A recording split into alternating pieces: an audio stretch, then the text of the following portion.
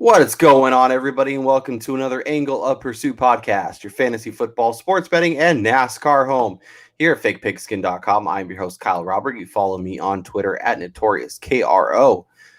With me to break down yet another NASCAR race. This time we're heading to Richmond to break down the Toyota in Toyota Owners 400, which I mean, NASCAR just keeps us on our toes. Are you a Toyota owner? Are you one of the Toyotas? So you're one of the 400 Toyota owners that are going to be well represented in this race.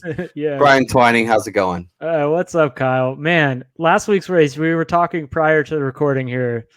What didn't go wrong for some of our guys that we picked? I mean, it was just a day of complete disappointment near the end. Yeah, it was definitely frustrating. It was set to go Saturday. Obviously, got rained out. It seems like NASCAR, especially with their early races, just book all their races for Saturday. That way, when they all get rained out, they can race on Sunday instead of Monday. But it was a little frustrating for sure. There was points to that race where I felt really good about what we did and what we were talking about, and then when it was all said and done, not so much. Although, as I told you before the pod, Martin Truex was my guy, obviously the betting favorite, but he ended up coming home and cashing. If you had a Denny Hamlin outright ticket, I'm sorry, because he was so incredible. Good. But as you pointed out, the longer the stage went on, the more his car seemed to not really perform as well, and he kind of came back a little bit. So, maybe had gotten a restart or something and had been able to do a little bit of tweaks right before. Who knows? But Truex ends up taking the checkered. It was good to see. He dominates. I mean, like they said on the broadcast, I'm sure no more than 50 times that it's called Martinsville for a reason. And Party Marty is the dominating force at that track. This week we head to Richmond, a very similar track to Martinsville in terms of it's a very flat track, obviously a short one as well. So that, there's a lot of crossover, a lot of similarities. Let's jump right into the betting odds. Take a look at some of the numbers, and obviously Party Marty is back at top, 4-1 to win the race, plus 110. These odds are all via DraftKings Sportsbook. If you're looking for a certain driver, it might be worthwhile shopping around and seeing if you can find a better number. I know for a couple of the guys that I'm going to mention, I found some better numbers. For example, at William Hill. I found some decent numbers. So look around, see what you can find. But Brian, initial leans, feeling of the board. Where's your head at? And potentially where are your investments going this week? I think I'm sticking with the two guys that dominated the most last week again, and that's Truex and Hamlin, with both of them having seen past successes here at Richmond, and not just in short track success. But I think both of these two guys, with the way that they've been running of late, are clearly the favorites for me. And if I am betting someone, I'm probably putting my money in the Hamlin basket, just knowing that he has yet to win this year. And the fact that he's only finished outside the top 5 once this season, and that was, I think it was an 11th place finish or something. So this guy has been running near or at the top of the field every single race. And you said it last week, his car was probably the most dominant for the longest, but he just couldn't finish the job. Yeah. And so I'm looking over on William Hill, for example. Truex is plus 350. Hamlin is plus 500. So you get better numbers at DraftKings if you have access to that. As I said, if you see what you have access to, see where your funds can be best spent. But it's kind of interesting. I mean, a lot of crossover. You were a big Brad Keselowski guy last week, and that obviously did not go well. I think I'm going to be that guy this week. I know things didn't go well, but this is a guy who has a ton of good history on these kind of tracks. Going into Richmond itself. This is a guy who's led a ton of laps. He's got the third most laps over, last 5 races, including he has a win. He has 2 top 5s. He has 5 top 10s. And if you go by driver rating, he's number 4, just behind Truex, Kyle Busch, and Kevin Harvick.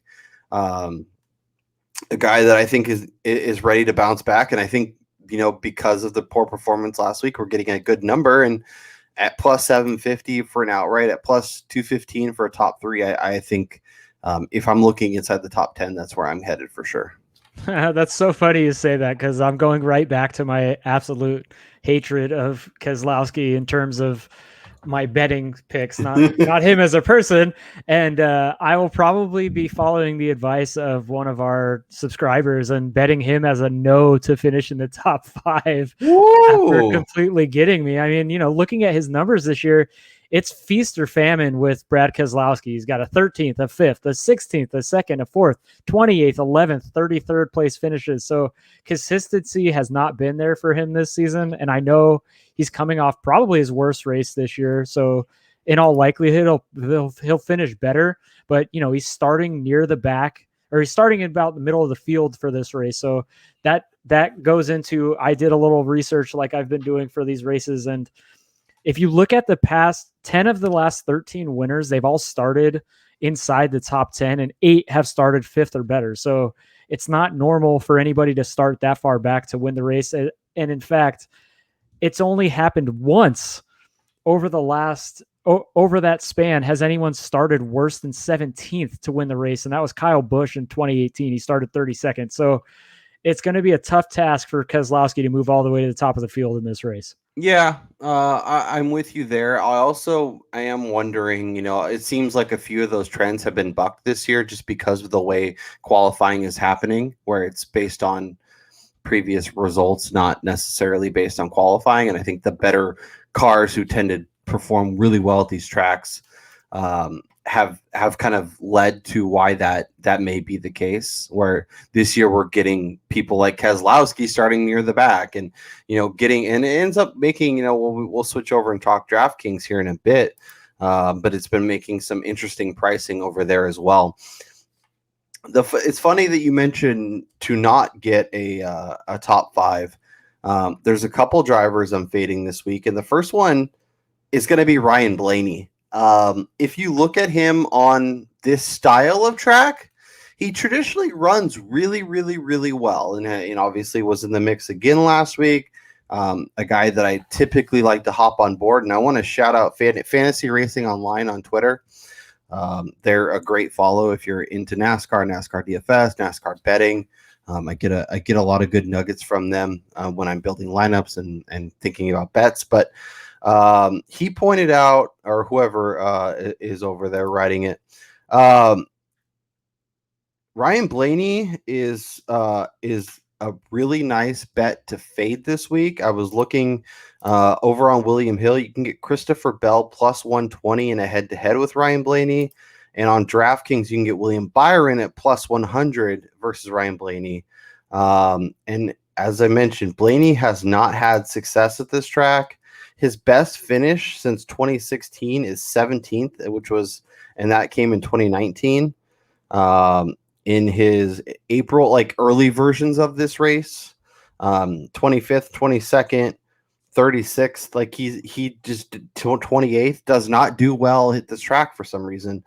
Traditionally he started as high as 4th, started as high as 2nd rather, in 2017, ended up finishing 36th, started 4th in 2018, ended up finishing 19th. So even though he's starting near the front, still a driver I'm going to fade. He will not be my DraftKings lineup. He will not be in any of my, I will not be betting on him. I really wanted to fade him, but minus 286 to not top 5 is kind of a challenge. So I like those head-to-heads. And I kind of like Kevin Harvick at minus 200 to not top 5 as well. Once again, not great odds, but maybe you could parlay that with some other stuff you like throughout the weekend, and kind of juice that volume up, whether it's NBA or NHL or whatnot. But I was looking at those two drivers as options, as kind of drivers that could make sense as a way to kind of fade. Yeah, no, I'm so glad you mentioned Ryan Blaney and his head-to-head with William Byron, somebody who I continue to toot my horn about. I don't understand how he's continuing to be basically he's getting the ultimate disrespect in the NASCAR industry right now in terms of betting and even DFS. I mean, you're looking at him; he has the 10th best odds this week for a guy who just had another top 10, and it was a top 5 this last week at Martinsville for a guy who didn't. He hadn't been dominating at Martinsville at all, but just this year, it's like he's stepped his game up and he's driving more like his predecessor in that 24 car, Jeff Gordon, than the William Byron we even saw last year. And traditionally he hasn't done well at this track. I mean, his last 4 finishes, 20th, 13th, 24, 21. So obviously, I think a little bit is based on that. But I think, as you mentioned, he's become a much better driver.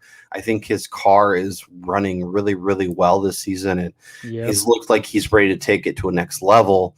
I'm with you. I think he is somebody that makes a lot of sense as a way to target. And if you're targeting him against Ryan Blaney, you just need to finish Blaney. So Blaney finishes 17th and Byron finishes 12th. Like, you're winning. Cash that ticket. I think you could look at him for some top 10, some top 5s as a kind of a good way to get to him too. Plus 550 for a top 3. He's basically even minus 118 for a top 10. That feels like a really good number. So I like that quite a bit. Anyone else you're looking at as either an outright or placing points from a betting angle? I mean, I can go back to the Busch brothers in this race. I mean, Kyle Busch is a guy who, I mean, he absolutely crushes here throughout his career. He's finished top 10, I think it's 6 consecutive times here at Richmond. He's got 2 wins over those 6 races. Only once in the last, I think, 10 races has he finished outside the top 10. Yeah. He has like 5 top 3s in that span. So I think Kyle Busch is a guy, if you're looking towards the back end of that 10-1 number, to potentially take a chance on. Yeah, him and Harvick, I just can't get there. Like, I don't know what it is. But just because of, especially last year with Kyle Busch, it's been so frustrating. Things have gotten better. I like Christopher Bell a lot this week, and actually would consider betting him outright. He finished 15th after starting 26th in his only run on the NASCAR circuit, but raced 5 times during the Xfinity circuit and won 3 of those races. This is a guy who performs really well at this track. I think he's primed to have a nice run. And if you like him, like I do, and you have access to William Hill, you can get him at 33-1 with their odds boost. Granted, you can only bet like $100 on that as your max, but even then you're going to cash a nice ticket if he ends up winning. So I like him quite a bit. And at those odds, I think he makes for a really nice value. I like that plus 750 for a top 3. We can look at his top 5 numbers over on DraftKings, where he is currently. Come on, Mr. Bell, where are you at?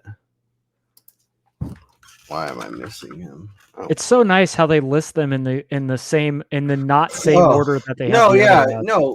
List them in alphabetical order, or don't list them. I don't know, but you mean some kind of order? Yeah, some kind of. There seems to be no rhyme or reason. It's Christopher Bell, and then Ryan Newman, and then the Busch brothers, and then Hamlin and Bubba, and like why? What are you? Where are we going? He's plus 350 to finish in the top 5.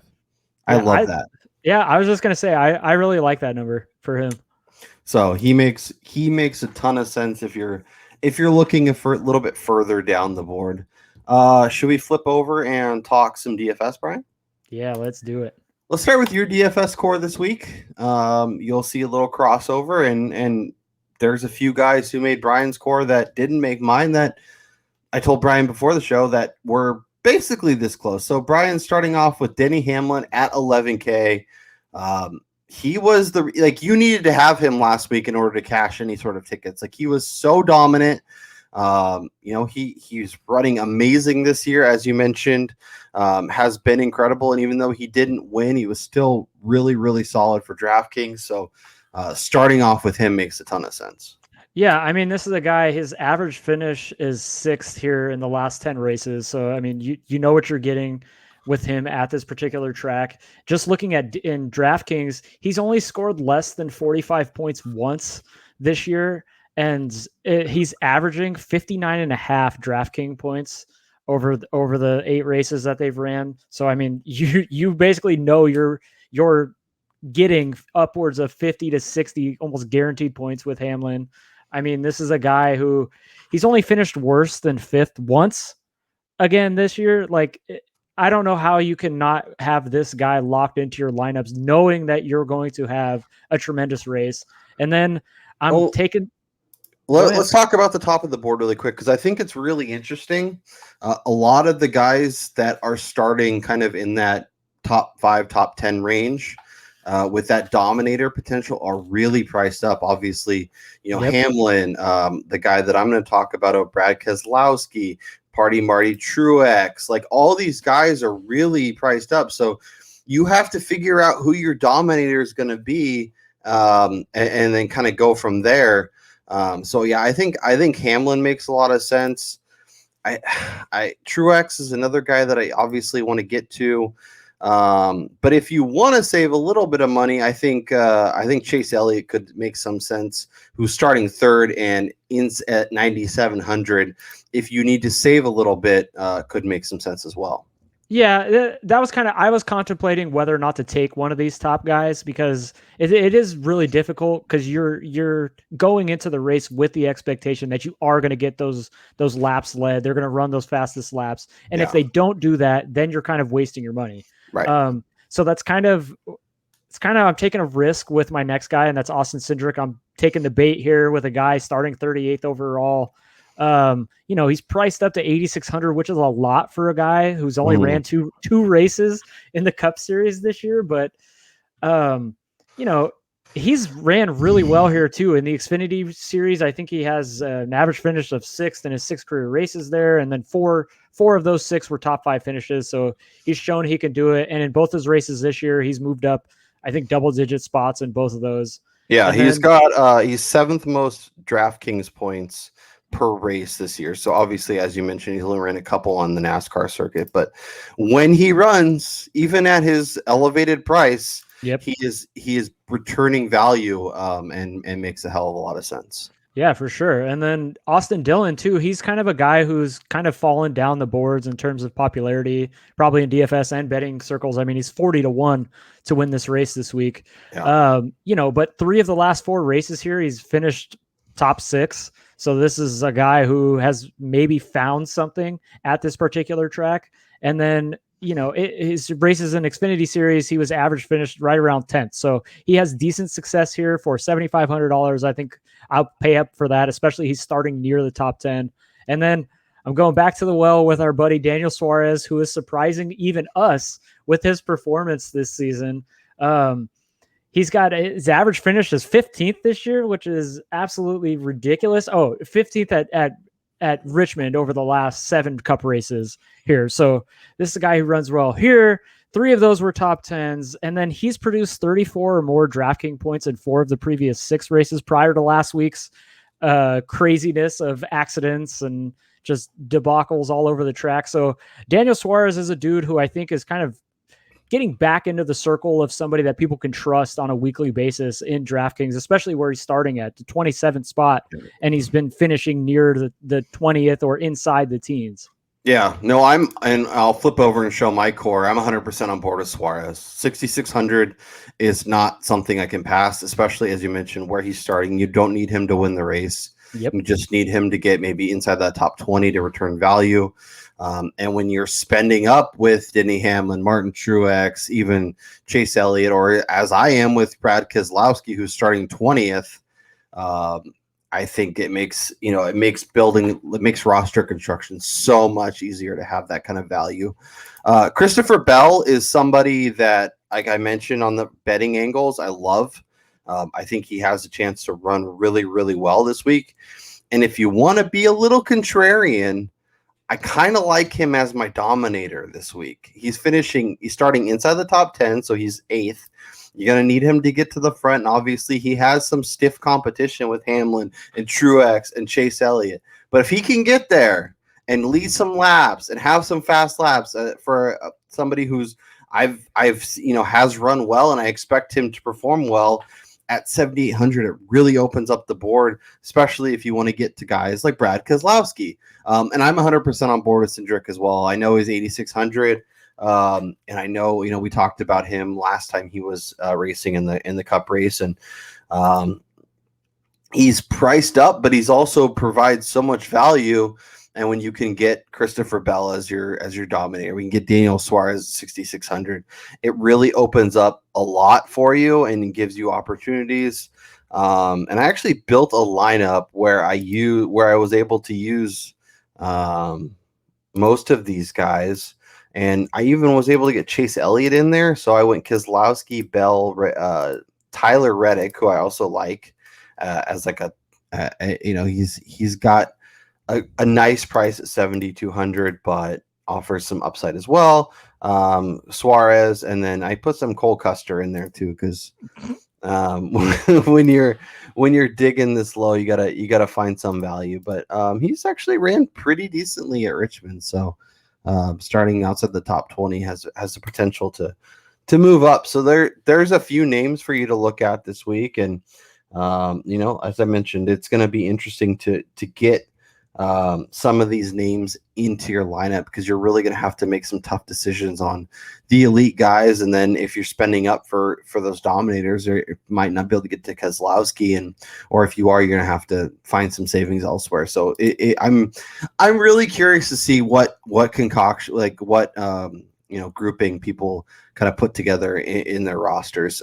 If you're playing on DraftKings this week, let us know down in the comments who is going to be your dominator. Who is the guy you're going to lean on to lead laps to put up those points for you? Because I am genuinely curious. There's a lot of really compelling options at elevated prices, so we'll see where we get. Brian Twining, anything else from the DraftKings perspective, or are we ready to drop some best bets? I think I'm ready for some best bets. Just hitting on the DraftKings real quick. I think this week is kind of similar to last week, where it's really difficult to fill in that back end, and you got to just find those guys that are either going to stay where they are or move up a few spots. And I mean, going back to Martinsville, I thought I had hit the jackpot with Justin Haley, who had moved up. I think it was 14 spots, and he was running. Yeah. I think it was 22nd at one point, only to be crushed in that damn accident. But, those are the kind of guys you got to try to find that wind up finishing the race, first of all, but who can just give you those bonus points at the back end of your lineups while giving you those salary savings. Yeah. I know people are going to shake their head, but I still like Eric Almirola again this week. I know things did not go quite as well as we wanted him to do last week, but he also ended up being okay, started in the back, ended up by the time the race was over, got inside that top 20. So, it's not exactly what you're looking for. But he had a solid race, had some issues just throughout the race. I think he was involved in at least one of the wrecks, but ended up finishing inside the top 20. So it's not great, but like I said, he tends his car does not seem as good as it was last year, which is a big concern. But at these tracks, he seems like he can kind of mitigate that. And he seems a lot more comfortable. So I don't like it most places this year, but at these kind of tracks, the shorter, flatter race tracks, I think he can have some success. So he's another name from a DraftKings angle that I would consider. But I think, it's really important. You need to find the Denny Hamlin. You're going to have to find that guy who leads laps, who dominates. And if there's going to be somebody like him or like Kyle Larson, I believe at Phoenix, where they're just dominating the whole lap, you're going to need that guy in your lineup in order to cash. So make sure you're getting there. Brian, what's your best bet? All right, I'm banking on it this week, and I'm going all in on it. Denny Hamlin, 6-1. He is winning this race. Like it. Christopher Bell, top 5, plus 350 with our friends over at DraftKings. If you have access to William Hill, I would throw a few shekels on that 33-1 outright. I think it makes a hell of a lot of sense. Man. That payday would be real nice. But yeah, I'm going to go top 5 just for plus 350. That's a hell of a payday still. Throw $10 on it. You're making 33.50. Do the math from there. Awesome. Yeah. So yeah, and you just need him to get in the top 5, which I definitely think he can do. For Brian Twining, I'm Kyle Robert. We'll be back next week for another NASCAR race. We're also figuring out some fantasy content. So hopefully our fantasy football content. So hopefully we'll have that coming your way, and who knows what else. But you guys have a good one. Once again, subscribe, drop in your comments who you like for your Dominator. Turn on the bell notifications. Let us know bets you like for this week if you find any really good ones. If you find not top 5s or drivers you want to fade, let us know in the comments. Brian and I are looking to make some money, so if you got some hot tips, throw them down there. We'll hop on board and ride with you. Enjoy the race this weekend. We'll talk to y'all next week.